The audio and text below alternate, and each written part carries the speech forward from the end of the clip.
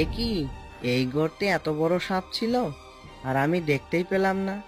গর্তের সাথে সাথে সাপটিকে তো আমি কেটে ফেললাম। সাপটিকে দেখে তো অনেক বিষধর সাপ মনে হচ্ছে। এখানে মনে হয় আরো সাপ রয়েছে। আমি দ্রুত পালিয়ে যাই। এরপর মাধব পালিয়ে যায়। তখন সেই গর্ত থেকে একটি বাচ্চা সাপ বেরিয়ে আসে। এটা কে ছিল? আমার গর্তে আমার মাই তো থাকবে। ডিম থেকে বের হওয়ার সাথে সাথে বাবা মা এখানে লুকিয়ে রেখে গেছে। আমার মাকে আমি আজও দেখিনি। নিশ্চয়ই মা আমার সাথে দেখা করতে এসেছিল। আর ওই শয়তান কৃষক আমার মাকে মেরে ফেললো আর আমাকে মায়ের আদর থেকে বঞ্চিত করলো। মা, ওর জন্য আমি আমার মাকে হারিয়েছি। আমার মায়ের মৃত্যুর প্রতিশোধ আমি নেবই, ছাড়বো না ওকে। ওহ বাবা, জোর বাঁচা বেঁচেছি।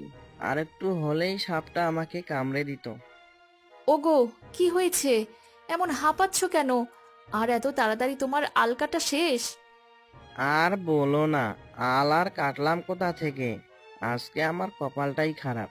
সবেমাত্র জমিতে আল কাটা শুরু করেছিলাম, তখনই কোথা থেকে যেন একটা সাপ আমার কোদালের সামনে চলে আসে।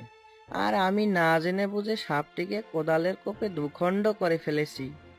হে কি অলক্ষণে কাণ্ড! না জানি কেমন স্বাদ ছিল। আমার তো ভয় করছে। বাবা মা, তোমরা এত ভয় পাচ্ছ কেন? সাপকে আবার কেউ ভয় পায় নাকি? আর এমনিতেও বাবা কি আর ইচ্ছা করে সাপটিকে মেরেছে? জানো বাবা, সাপ আমার খুব ভালো লাগে। তোর বাবা সাপের ভয় পালিয়ে এসেছে, আর তোর সাপ ভালো লাগে? বোকা মেয়ে! খবরদার, কোনো সাপ দেখলে ভুলেও তার কাছে যাবি না। সাপের বিষ খুব ভয়ানক। হ্যাঁ রে মা, তোর মা ঠিকই বলেছে। সাপেদের সাথে কখনোই বন্ধুত্ব করতে নেই, কারণ সাপেরা কখনোই মানুষের বন্ধু হতে পারে না।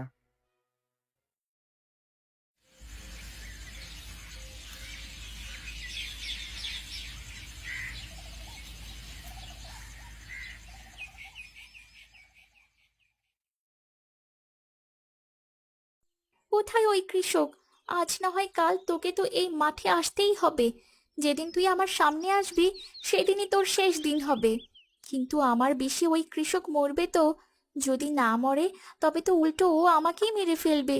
না না, আমাকে বুদ্ধি খাটিয়ে কাজ করতে হবে।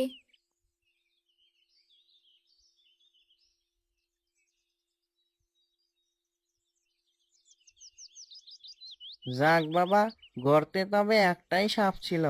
আজকের মতো তবে আইলটা কেটে ফেলি। মাধব আইল কাটার পর কোদাল নিয়ে বাড়ির দিকে রওনা দিল। তখন সেই সাপটিও মাধবের পিছু নিয়ে তার বাড়ির দিকে চলতে শুরু করলো।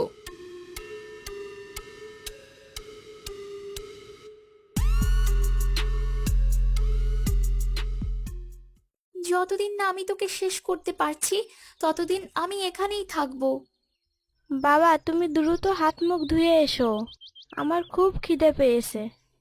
আদর দিয়ে দিয়ে মেয়েটাকে মাথায় তুলেছো। সে কখন থেকে বলছি নিজের হাতে খাবার খেয়ে নে, কিন্তু কে শোনে কার কথা? তুলি, মা, আজকে আমার অনেক কষ্ট হচ্ছে। আজকে তুই মায়ের হাতে খেয়ে নে, কেমন? হলো তো, এবার আয় আমি খাইয়ে দেই। মিতালি তুলিকে খাবার খাইয়ে দেয়।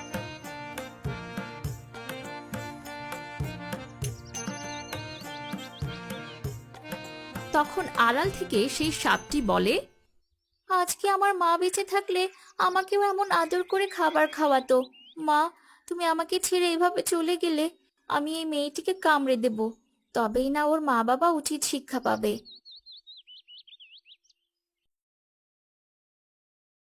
তুলি খাবার খেয়ে নিজের ঘরে চলে যায়। তখন সে দেখতে পায় তার ঘরে সেই সাপটি। আমার ঘরে এত সুন্দর একটা সাপ! আমি তোমাকে অনেক পছন্দ করি। তুমি একদম ঠিক জায়গায় এসেছো। আমি মনে মনে তোমাকেই খুঁজছিলাম।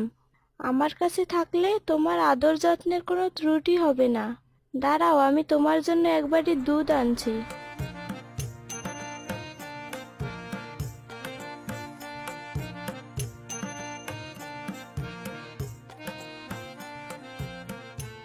আরে, এ আমি কোন বিপদে পড়লাম! মেয়েটিকে গেলাম কামড়াতে, উল্টো সে আমায় আদর যত্ন করা শুরু করেছে। এখন ওকে কিভাবে কামড়াই? দুধ খেয়ে তুমি আমার বিছানায় চলে এসো। এই ঠান্ডায় বাইরে থাকতে তোমার অনেক কষ্ট হবে। আর হ্যাঁ, ভুলেও আমার বাবা মার সামনে পড়ো না যেন। তবে ওরা তোমাকে মেরে তাড়িয়ে দিবে, কারণ ওরা সাপকে অনেক ভয় পায়। জানো, আমার সাপ দেখলে একটু ভয় করে না। আমি তো ওর সব ভাষা বুঝতে পারছি, কিন্তু ও কি আমার ভাষা বুঝতে পারবে? আর পারলেও বা কি, আমি ওর সাথে কোনো কথাই বলবো না, কারণ ও হচ্ছে আমার শত্রু। কয়েকটা দিন এখানে থেকে তারপর ওদেরকে মেরে এখান থেকে চলে যাব আমি। কয়েকদিন পর নাগরাজ মাঠের কাছে আসে।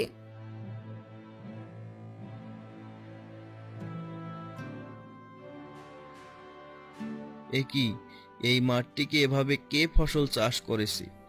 তবে আমার বাচ্চা কোথায়? এখন আমি নাগিনকে কি জবাব দেব? না না, তুই আমাদের ছেড়ে এভাবে চলে যেতে পারিস না। তবে কি আমার একটা ভুলের কারণে আমি তোকে এভাবে হারিয়ে ফেলবো?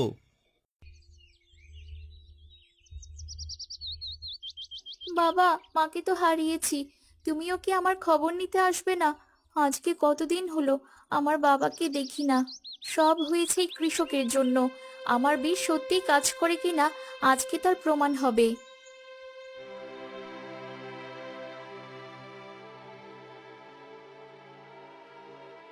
ওই তো আমাদের কন্যা।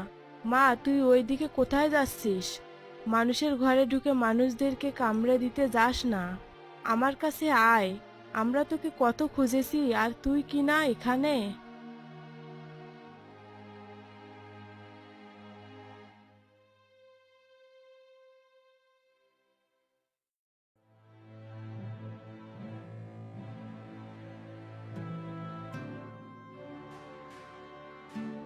কে তুমি?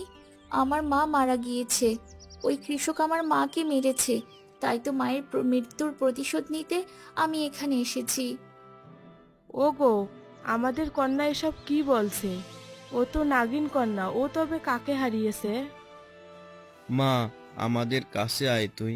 ওদের ক্ষতি করিস না। ওরা তোর মাকে মারেনি, তোর মা বেঁচে আছে। এই তো তোর মা। বাবা, তবে সেদিন কে মারা গিয়েছিল? আমি তো এই কৃষকের ঘরের আঙিনায় ঘোরাফেরা করছি শুধুমাত্র মায়ের মৃত্যুর প্রতিশোধ নিতে। এই কৃষক তোর মায়ের কোনো ক্ষতি করেনি, বরং উপকার করেছে। সেদিন তোর জীবন বাঁচিয়েছে। ওই কৃষক যাকে মেরেছে সে হলো কালনাগিন। ওই তোর ক্ষতি করতে এসেছিল, আর কৃষক তার অজান্তেই ওই কালনাগিনকে মেরে তোকে বাঁচিয়েছে। কি বলছে বাবা? তবে কাল রাতে যে আমি এদের খাবারে আমার বিষ মিশিয়ে রেখেছিলাম, তাহলে তার কি হবে? এই নিষ্পাপ মানুষেরা তবে মারা যাবে? এই না হলে আমাদের নাগিন কন্যা। নিজের মধ্যে কতটা জেদ! তুই তো পারবি নিজের মা বাবা আর নিজেকে রক্ষা করতে। তোর মধ্যে এখনো কোনো বিষ আসেনি। যা তুই মিশিয়ে রেখেছিস তা খেলে ওদের কিছুই হবে না। তাহলে আমি দুশ্চিন্তা মুক্ত। যে আমার উপকার করেছে তাদের আমি কোনো ক্ষতি করতে চাই না। তোমরা একদম সঠিক সময় এসেছো। জানো মা, তুলি অনেক ভালো। আমি মাঝে মাঝে তুলির সাথে দেখা করতে আসব। তারপর নাগিন কন্যা নাগরাজ ও নাগিনের সাথে জঙ্গলের দিকে চলে যায়, আর তুলি ও তার মা বাবা হাসি আনন্দ করতে থাকে। তাদের এই ঘটনা অজানাই থেকে যায়।